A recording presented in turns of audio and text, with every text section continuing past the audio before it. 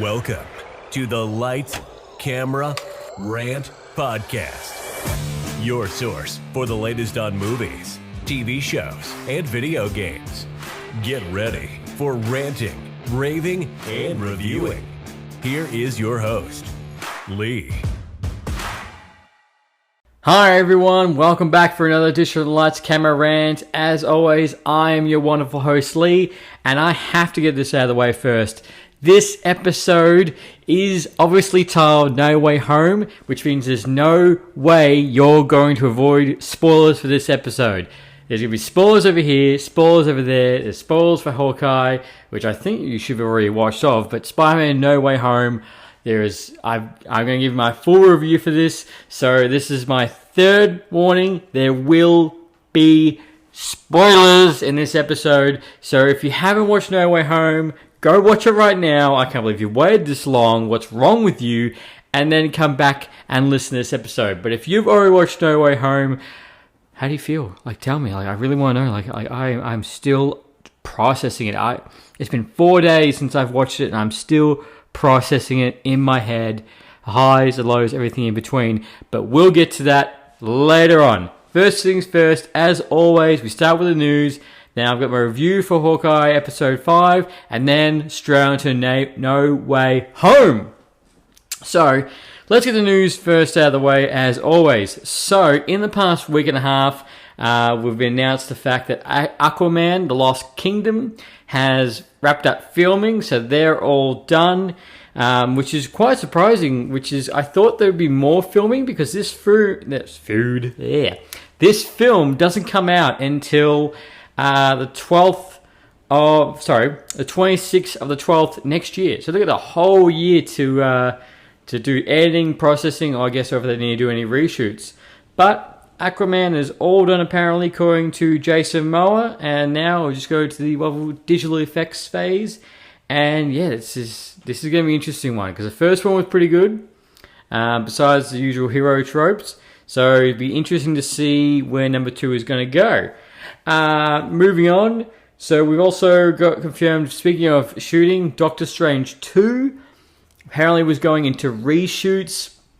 They've actually finished, during report is that their reshoots, which apparently went to 4 to 5 weeks, has finished. Apparently, what the rumor was, why they were doing the reshoots, was to add in more cameos and to make the film a little bit more lighthearted. However, we know this is going into a horror element. It's going to be the first horror movie, according to Kevin Feige. So, to me, if it doesn't have fun or go-hearted elements, that's fine. I am fully prepared for a horror MCU movie, and which means, push forward. We've got enough lighthearted movies or situations for it. The MCU needs to just pull the trigger on this horror movie, and let's see this. A horror movie that is directed by Sam Raimi. It's almost picture perfect. I can't wait to see that. But yeah, apparently they're all done. We also got the first trailer for the Halo TV show, which all of this has been shared on Facebook, Instagram, so definitely go check those out. The Halo TV show looks gorgeous. It looks stunning, and the music within 3 seconds of the trailer, boom, takes you straight back to Halo 1, which, funny enough, as I'm recording this, I've actually re-downloaded the Master Chief Collection, and I've actually decided to start going through all the Halos. Again, Halo 1, 2, 3, and 4, which is on that, and obviously get to 5, because Halo Infinite has been released. That's out in the public now, which is getting rave reviews, as well as it's also on Game Pass. Just the campaign though, but yeah, you can get Halo Infinite on Game Pass. So definitely go check that out. If you'll get the Game Pass, it's fantastic. It is literally Netflix for gaming. But the Halo TV show trailer, it looks gorgeous. It looks like they haven't wasted $1. Everything looks clean, sleek. The CGI looks great, and Master Chief's armor looks fantastic. So I am all pumped for this TV show, and I really hope they do the franchise justice, because it's just going to be one of those things that, make or break, and the fans will let you know. But this Halo TV show has been in like development hell for I think at least probably 10 years.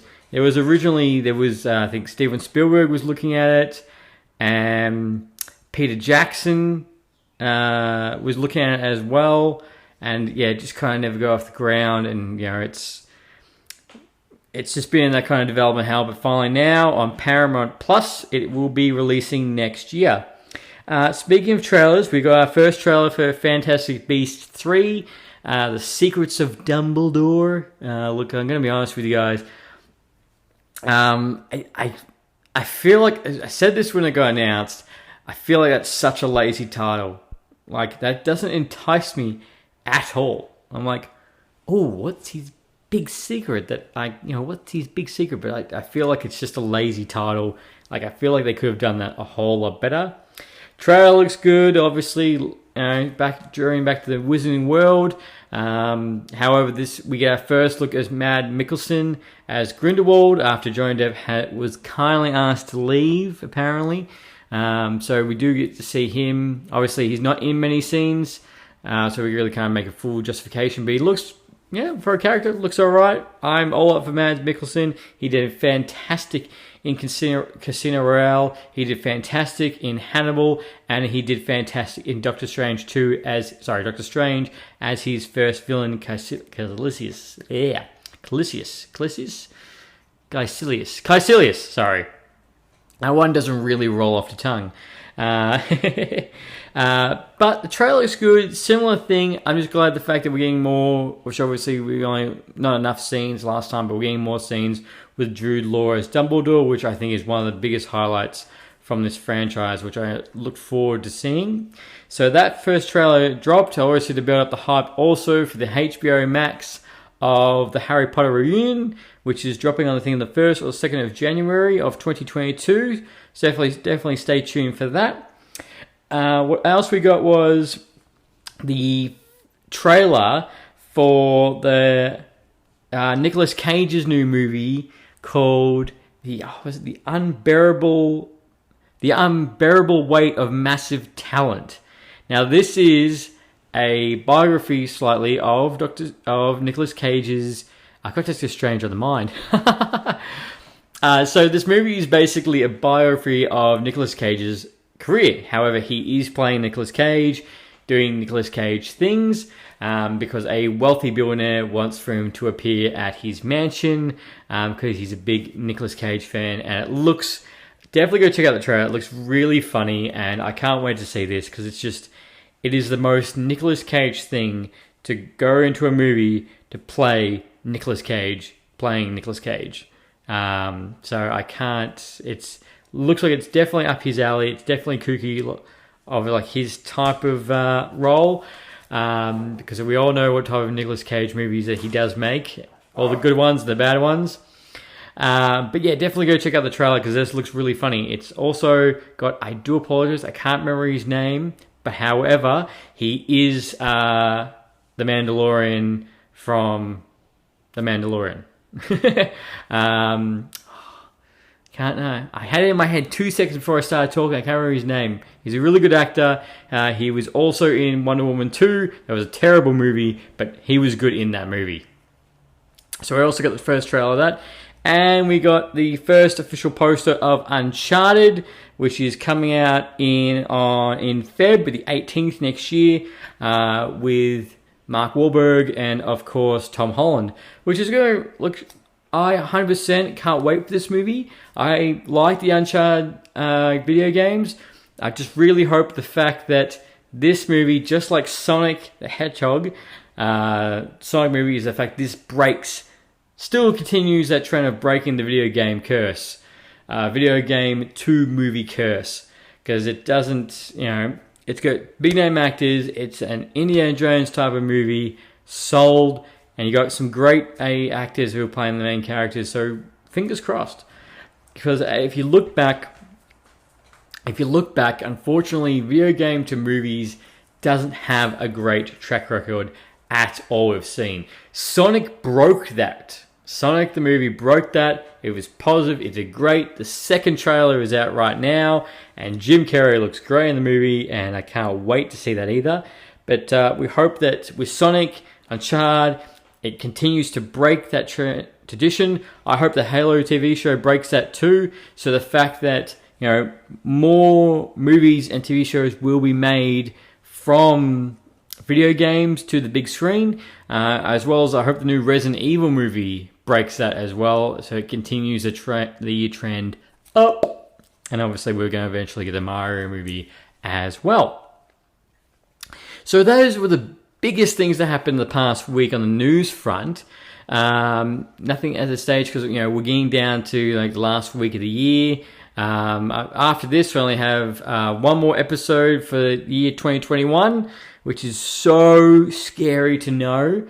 Because the fact that, like, you know, as I said in my last episode with Mark, if you haven't watched it, definitely go listen to it. It's do a guest spot with Mark from Mark My Words, and the fact of realizing that I've been doing this since end of June, and the fact that we're already on the verge of 2022, that's scary.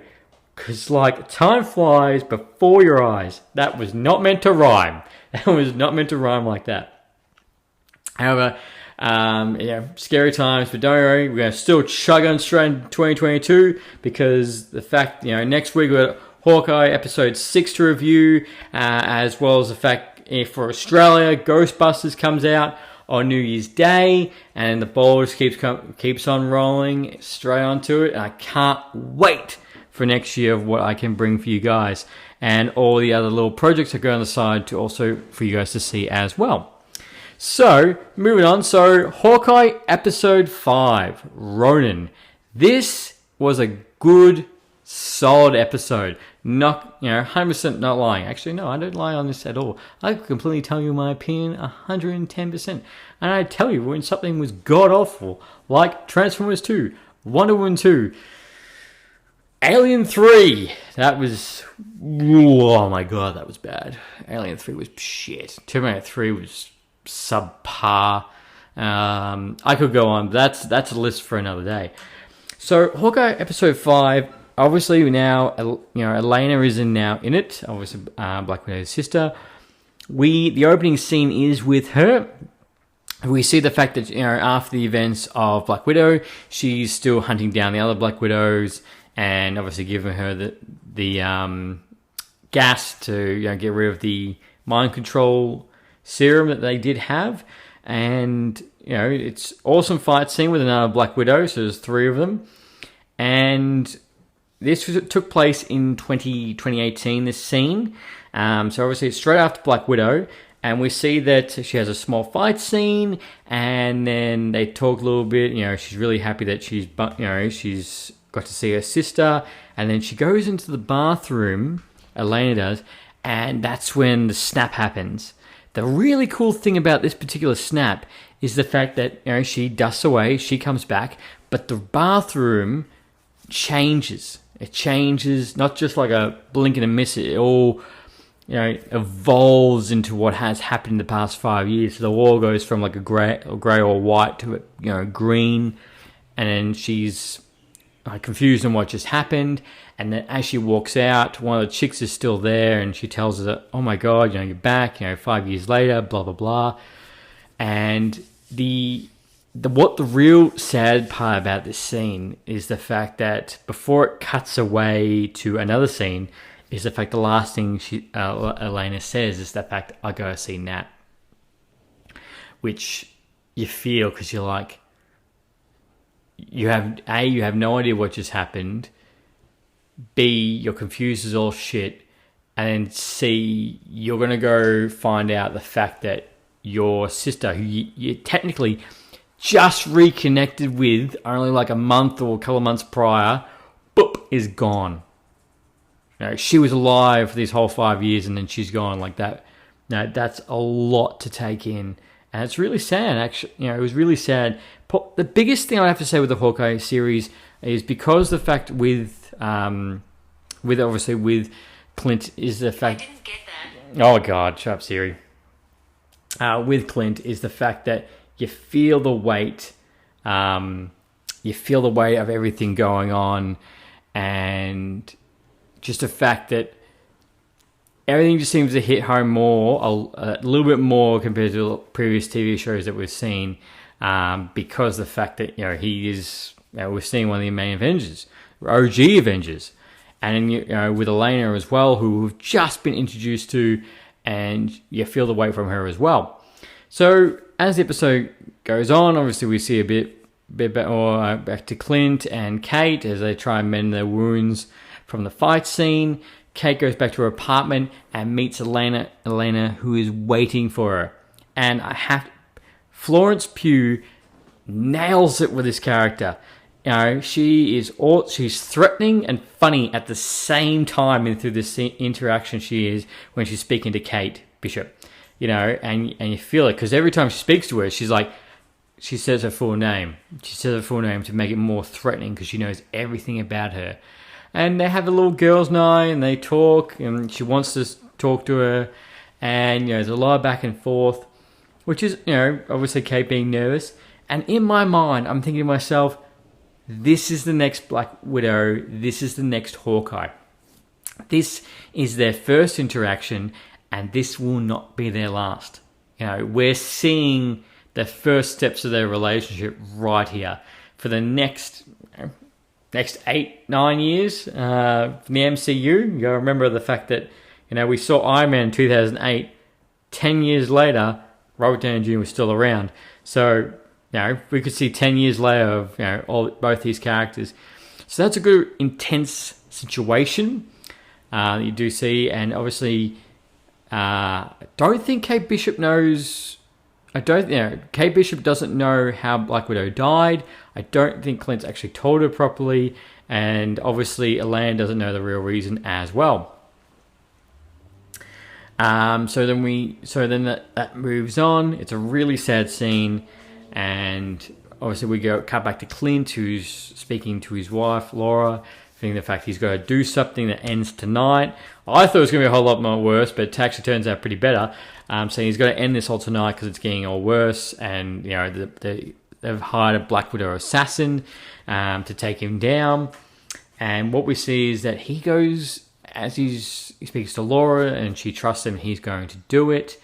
He's going to be able to handle this, this situation. And then he walks to this plaque that's up in New York, and it's this plaque is to commemorate when the Avengers first assembled and did the Battle of New York, and it has the original 6 Avengers. And as he's talking to the plaque, he's speaking to Nat, how relentless she was, how stubborn she was, and as I was saying to I think Dean or Mark, the difference that you see, which I keep pushing every time someone tells me, to keep pushing, is the fact that instead of just your standard movie trilogy, right? What's special about the MCU is the fact that when you see these little things, you gotta remember, you were there when they first assembled. You saw her on the big screen for the first time, and in that panorama scene where it was coming around, and the original 6 Avengers were about to take on the world, or take on the aliens. And you remember, you were there when it first started.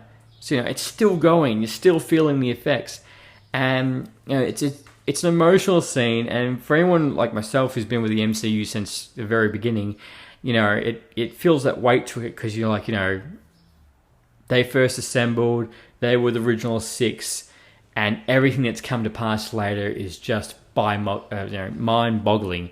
What's happening? You had 6 Avengers, and then you had 10 Avengers, or 11 Avengers in Avengers 2, and then Avengers 3. Boom! Boom! Holy shit! Everywhere. But, the original, at the very start, you had those 6, and then the rest is history, no pun intended. And Clint talks to Nat, and then he walks off to go get ready. And it's both those scenes were really good, and both had weight. Even though Clint was just talking to a plaque, I still felt it. Still felt it 100%. And then as the episode progresses, it's still going very well. What we get is that Clint meets up with Echo during during a nice arrow message to one of the goons, which he nearly shit himself for. And we do is the fact that he has a fight scene with Echo at a car park. But the cool thing is about this scene is the fact that Clint is dressed as the Ronin, obviously because Echo knows a Ronin. They have a fight scene. It's good hand-to-hand combat, and you feel every single punch as they go left, right, left, good night. All the wonderful, back and forth, and and the fact that he shows his face, Clint, to Echo, and is like, you're like me. We're both trained to be a weapon, and the fact that killing me will not help you. It will not help you at all. And the interesting thing is the fact that he also does mention that, where's, your number 2 guy, he wasn't there that night. Someone told me to come there and kill your father. Someone sent me. And, she's like, you're lying, blah, blah, blah. And then they disperse. He leaves it. But honestly, it's a good fight scene. And then Echo goes off, speaks to her number 2, and asks why he wasn't there that night. And he says, why wasn't there at the meeting? Because, I knew your father was going to die. Doesn't actually say that, but you feel the tension. The tension is growing, and the seed of doubt is in the seed of mind of Echo. But it's a good fight scene, as well as we do see that when we flip to Kate Bishop, she goes back to her own house with her mother, and her mother actually turned Jack in. Jack's getting handled by the cops.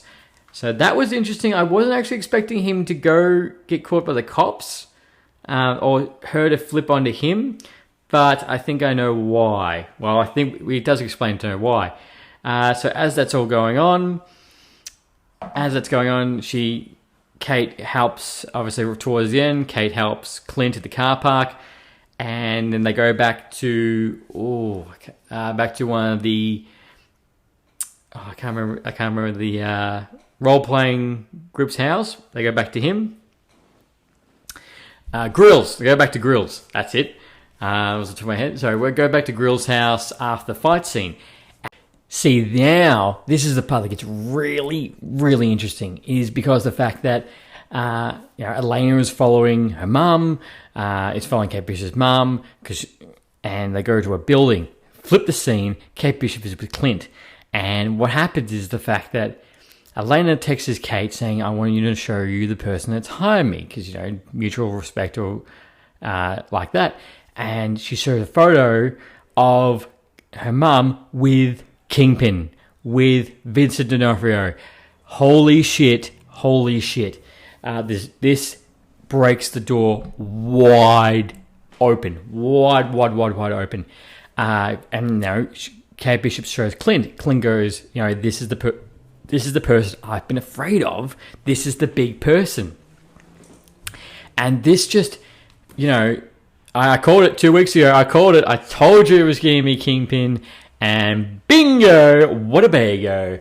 And holy shit, there's just so many questions. There's just so many questions with this this little tidbit, because the fact that, how, is the Daredevil series, of course, because he did, Vincent D'Onofrio did fantastic as Kingpin, is the fact, does this mean that Daredevil is canon? Is that MCU standard? Where does that go into everything?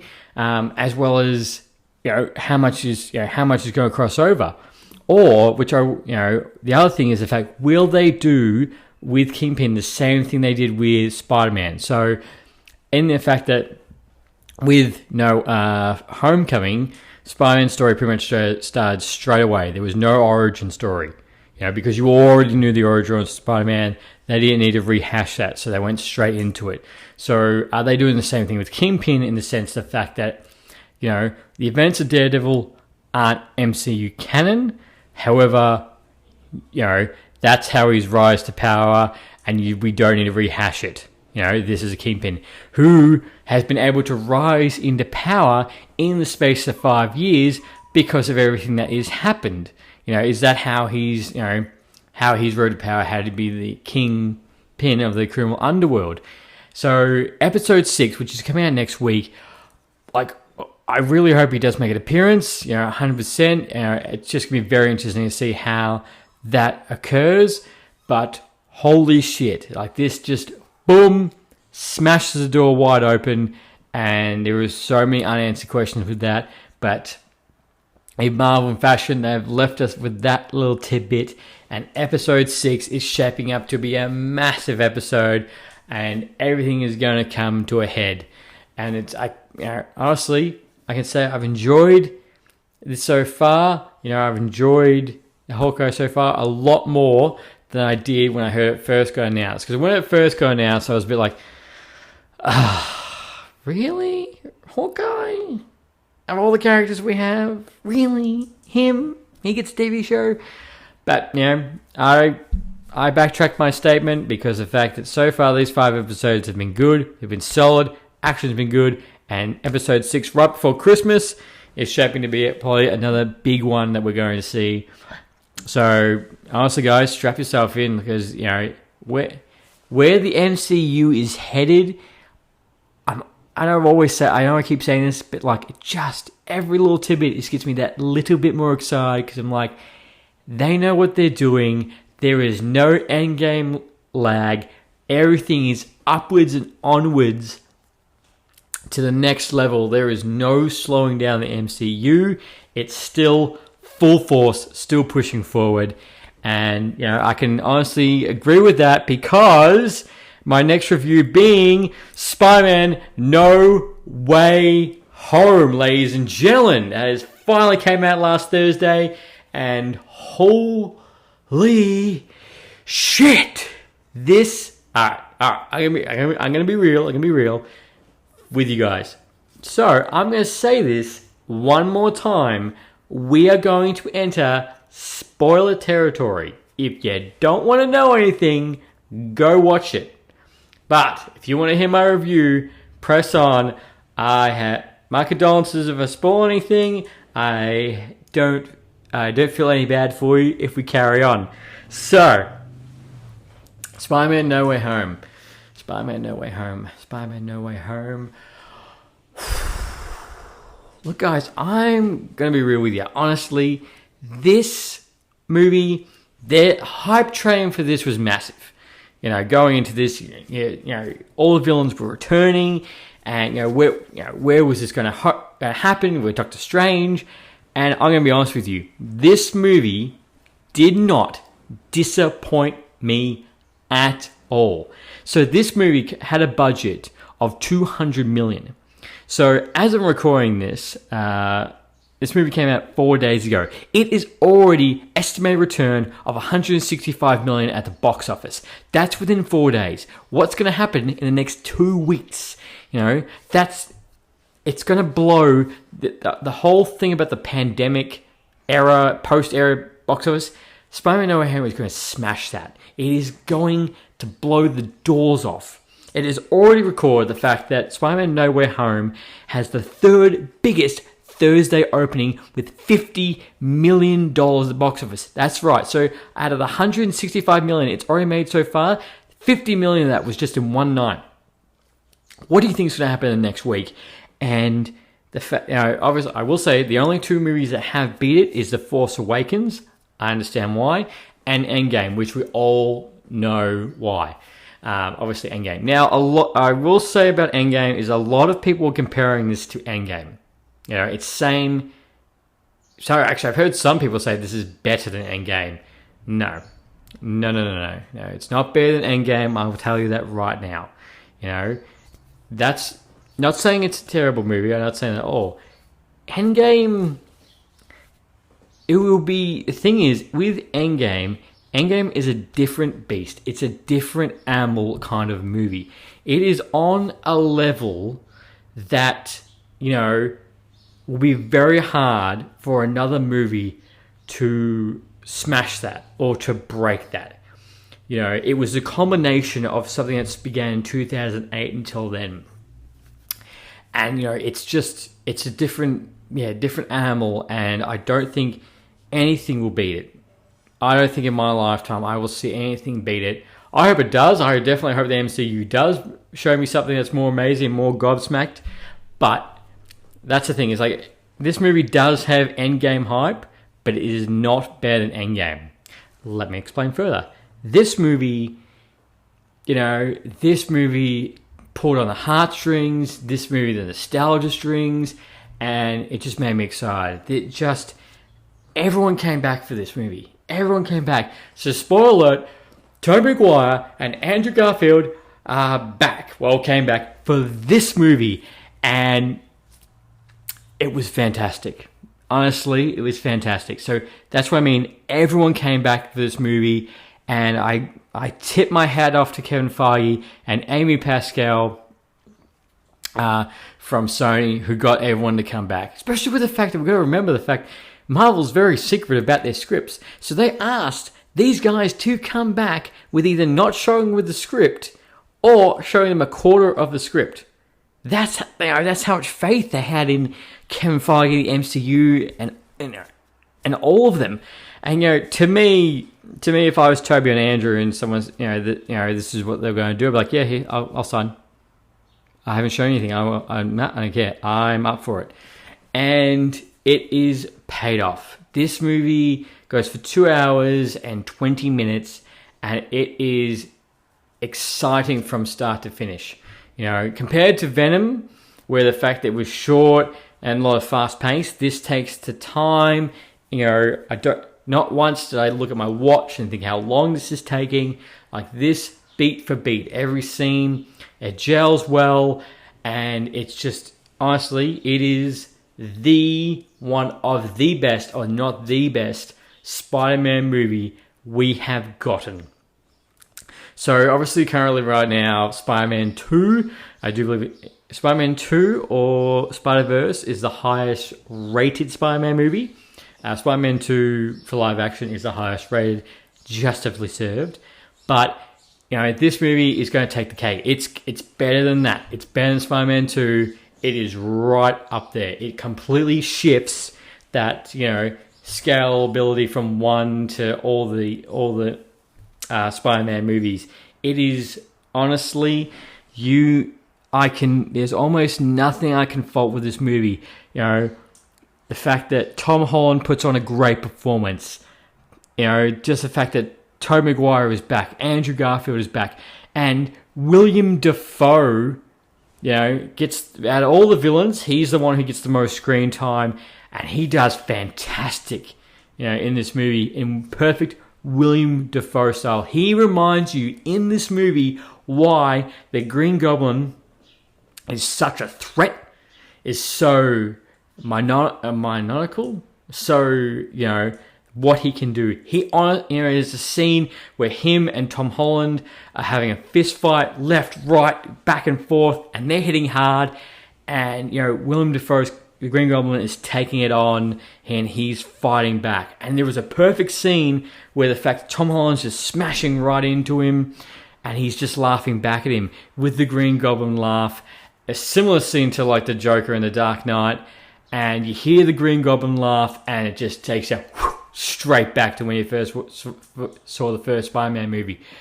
William Dafoe does great. Doc Ock's character is great, and Jamie Foxx does great as Electro, and it just, everyone put on a stellar performance. And what I do love is the fact that in perfect Marvel style, is that it wasn't all, glitz and glamour, like, we got all these main actors, blah, blah, blah. There was obviously with the start of the movie, you still feel the weight and take the time. Because at this movie, obviously, at the very start, is all feeling about the weight about Far From Home. Everyone knows he's Spider-Man. There's helicopters, there's people, we can't go to school properly. Everyone knows he's Spider-Man, and, you feel the weight for all of that. And you feel the weight for, MJ and Ned as well.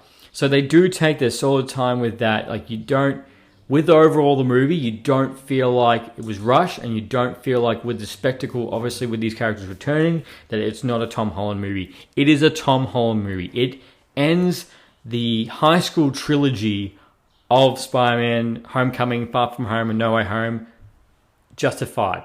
the whole thing. I don't feel like anything was left out.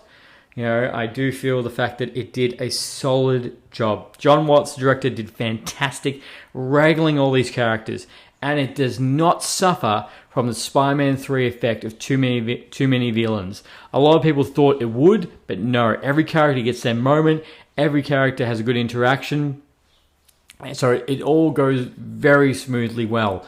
And, it's like, so obviously at the time, he's going through high school. He wants to go into college with his friends, and it's just honestly, overall is a really good movie. I love the fact that Willem Dafoe, he's 66, and in an interview he said the only reason he came back, well, obviously other reasons, but the one that ticked him and signed it, as long as he can do his stunts. Madman, absolutely legend. And the fact that in this movie, is Willem Dafoe's Green Goblin is just as much as a threat, and as much as, an imposing force as he was to Tobey Maguire's Spider-Man. Like, perfect villain matchup. Willem Dafoe, perfect villain matchup with Tom Holland. I almost wish the fact that I could get, you could see a whole movie with Willem Dafoe versus Tom Holland, because his scenes with Tom Holland are great, and yet it's just like Willem Dafoe didn't miss a beat. It was like him just getting back into it, and you just remind him of like how good of a first villain he was with Tobey Maguire and that first movie. And the fact, the movie goes for obviously that, goes to try Doctor Strange for help. And obviously the spell goes a little bit wrong. So basically, how these villains start coming across is the fact that it's Doctor Strange tries to make a spell, obviously everyone to forget Spider-Man. However, the spell botches to the point where everyone who knows Spider-Man basically is pulling them all to come to this universe. So that's why we get Doc Ock. That's why we get Sandman. That's why we get Lizard.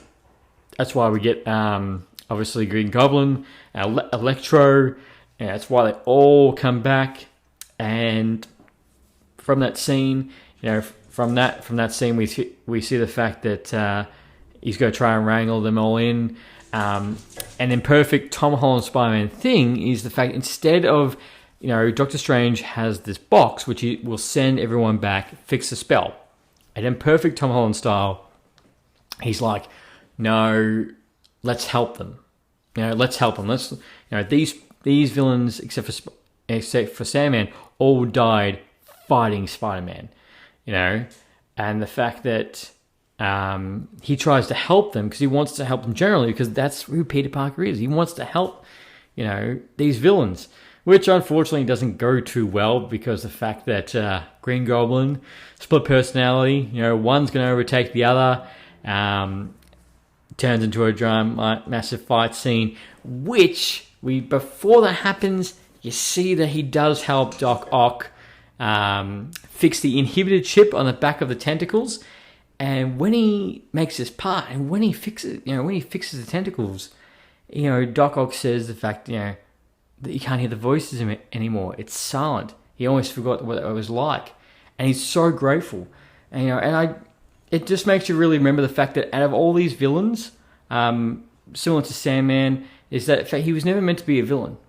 He was only trying to help the world. It wasn't like, I wanted power, I wanted money, I want to be, number one, or I really hate Spider-Man. It was the fact that, he wanted to help the world. He didn't think his calculations were off because of how good he was. And unfortunately, it all went to shit. And unfortunately, his wife died. And the tentacles started talking to them because they were artificial intelligence. And as well as, with the CGI through the whole movie, all 100% good. I almost forgot the fact that those tentacles are not real compared to the first Spider-Man 2, where they use half CGI, half practical. And, they all bring it. Everyone brought their A game for this particular movie. And I love the story. So, let's get to the most happier moments. The hope moment that really made me happy is that we see Andrew Garfield appear, and he's perfect as perfect as Amazing Spider-Man. I feel like he never missed a bit. He doesn't even look like he's aged at all. At all, he didn't age. And in the theatre, when he appeared, everyone lost their shit. Everyone was clapping. And then about 10 minutes later, Tobey Maguire appeared, and the whole theatre went nuts again. I do like the fact that Andrew Garfield came through the portal, or he appeared in his Spider-Man suit, but Tobey Maguire didn't. He was like in street clothes, which I do remember an earlier report I saw a couple of months ago was the fact that apparently there was a little bit tiff between Tobey Maguire and Marvel because apparently he wanted less time in the suit, which makes sense. And the crowd goes nuts, and it just pulls you straight back. This is the part with the nostalgia strings. It just pulls you straight back. Seeing these characters, back in their roles. It's Tobey Maguire. Makes an appearance. 18, 19 years later when he first donned the suit, and there's a little quick back and forth between him and Andrew Garfield, which was really good. Which Tobey Maguire one-upped him, which you're like, yeah, OG Spider-Man. And you see that, and then they do a little bit and piece to try, how they're going to do all these villains. Sorry, how they're going to help all these villains. And it's just little moments that you get, you're just waiting for what interaction they're going to talk about. And they do it so well, so well. There was so much love put into these characters. And you can tell, there was one scene where you felt really bad because of the fact that, Ned goes up to Peter and is like, oh, do you have a best friend? All happy and go lucky. And Toby's like, no, he died. He's like, Ted's like, oh, yeah, he died after he tried to kill me. Oh, he just rolls away on a chair. And, there's also a scene. Now, there is a scene that does fantastic. And it's so sad at the same time. MJ's falling, which we were seeing in the trailer. MJ's falling. Tom tries to go get her. How the Green Goblin interrupts him. And Andrew Garfield goes. Andrew goes, he jumps, and he saves MJ from falling. And, MJ says, thank you. And he starts crying. Just crying in the same scene, just like Amazing Spider-Man 2 when he couldn't save Gwen. And, MJ goes, are you okay? And he's like, yeah. And I'm really glad they did that scene because the fact he deserves that. He deserves the fact that it wasn't all his fault that she died. It wasn't all of his fault. And, I was saying to Mark, I was like, MJ has no idea why the Spider-Man's crying, saving him. But the rest of the audience knows, and that was a good redemption. There's a cool scene where they, all three Spider-Man, all leap into action, work as a team, and it's great. You also find out the fact that, neither of them have Avengers in their world. There was no Avengers in Tobey Maguire verse or Andrew Garfield's verse. There's no Avengers, so they were completely confused when Tom Holland was like, "Oh, we can team up like the Avengers." They were like, "What? What's the Avengers? They're the band." So that was really good. All their interaction was fantastic. And there's the very last scene, which I do believe was one of the most powerful scenes, is the fact that Tom Holland was about to go. I'll explain why first. I'll explain why second. Is that Tom Holland has a massive fight scene with the Green Goblin towards the end. He's about to try and stab and kill the Green Goblin. However, Toby stops him. And it's like the past and the future both, like a past and future both moment of them both looking at each other. And Toby's like, don't do it. He doesn't say anything, but in our heads we know, because of the fact that, Toby killed the guy kind of killed himself, but, the guy that killed Uncle Ben originally in the first Spider-Man movie. And, you feel it's like this, this won't bring you happiness. This won't bring you joy if you try and kill him. And you feel it. It's a great past and future moment of Spider-Men.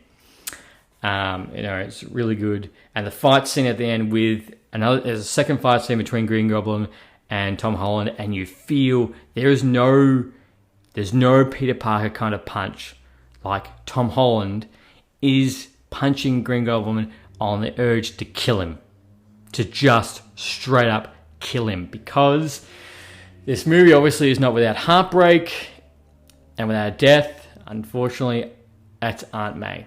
Green Goblin kills Aunt May, which is what leads to that scene. And it is sad. It is honestly sad because of the fact that was his last family. Iron Man's passed away. Iron Man's obviously passed away, and his Aunt May is the last person that is part of his family, and she's dying. And she does die, and she says the famous line, "With great power comes great responsibility," and I feel that does come more weight with Aunt May because of the fact that she's family, and now he doesn't have her, and that was a really sad moment, and Happy finds out as well, and it's just heartbreaking, honestly. A lot of people didn't really like that scene. The death scene's a little bit like she gets up, she gets down, back and forth, like a long death. But the fact that was his last family member and then she's dead because he tried to help someone just fuels that rage in that fight scene, and it's completely justified. Very, very reminiscent. Not the Aunt May dying. Tom Holland versus Green Goblin at the end. That's very reminiscent of the first one. So that's really sad. It was sad the fact that they all had to go back to their own universe as well, because you're like, the moment's gone, that's it. Well, I'm really glad the fact that Andrew Garfield and Tobey Maguire in the movie longer than just a cameo. They're in it for like 40 minutes, like a solid amount of time of this movie. Another really heartwarming moment is the fact that Doc Ock grabs the arc reactor from Electro, and he's like, the power of the sun in the palm, and just as he's about to finish, Toby finishes it for him, and he takes his mask off, and they both have an internet interaction, and Doc Ock's like, "Peter, how are you going?" And he's like, "Trying to do better," and does a callback from Spider-Man 2, which is a really special moment, because obviously, Doc Ock at the beginning of Spider-Man 2 really believed in Peter, to study hard, intelligence is a privilege, and that's a really heartwarming moment. So this movie does a great job. I know, obviously I've ranted the whole point of this podcast, obviously, but it is a fantastic MCU movie. It is a solid entry. They've done great. It is right up there with the upper echelon of MCU movies. It's not because of the fact just the cameos. I'm not talking about that. I'm talking about the overall story, the emotion, the action, and what's going to happen moving forward. Because the fact that right at the end, Tom Holland does the spell with Doctor Strange, and everyone's forgetting about Spider-Man. Everyone. Obviously, with Aunt May gone, so no one in the world knows who Spider-Man is, and which is really sad because obviously between him and MJ, him and Ned. However, Tom Holland understands the fact that the weight of being a superhero. One really cool moment is right at the end, we do also see Tom Holland make his own suit. And the suit, which is beautiful knowing this, looks like it's inspired from both Andrew Garfield and Tobey and his other suit, all meshed into one, and it looks great. So I am really looking forward to the next trilogy, which has been confirmed. Spider-Man 4 is in development, as well as Tom Holland still appearing in other projects as well. Where this goes. So where Spider-Man 4 is going to go, because Tom Holland is going to smash it. He's got a new suit. With great power comes great responsibility. Maybe, which is probably, people understand, is the fact maybe in Spider-Man 4 he'll actually have a villain that's a direct correlation to him and no callback to anybody else. Because it seems like all the villains that Tom Holland has been dealing with is none directly to him. No one directly hates him. or no villain that he's directly created. But honestly, guys, it's a premiere movie. It's great. It does justice to the trilogy, and where it's headed is in the best direction, and I cannot wait as well. And Tom Holland even includes scenes from the Spider-Man video game as well. That as well, just the love and the passion that is brought into this. And honestly, I know I keep saying that. Take my money, MCU. You've done it again. McCain. Whoever doesn't live in Australia won't probably understand that. And the after credits scene, probably one thing that's...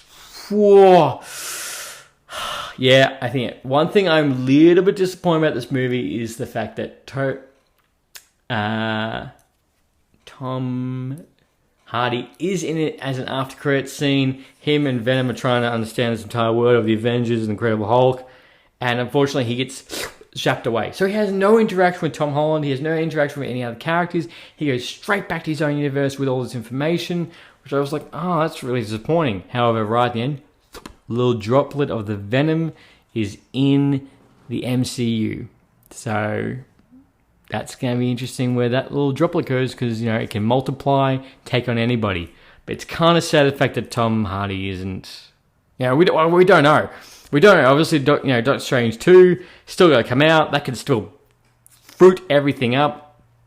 But yes, unfortunately, anyone who's looking forward to seeing Venom make interaction with Tom, spoiler alert, obviously, that does not happen. That was my little bit of my disappointing thing of that whole thing. I was like, oh.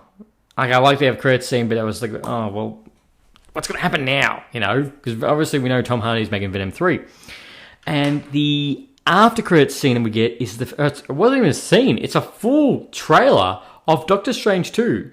And there is so many scenes in this trailer, which I can't wait until its official release, but this movie is going to be absolutely mind-blowing.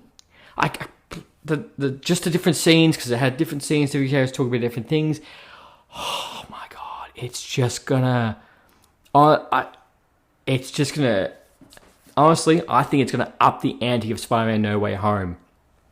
If this was a punch to the gut, Doctor Strange 2 is gonna punch you in the jaw and say, have a nice day. It is just... There was going to be so much to break down the trailer when it officially releases, which I will bring to you guys.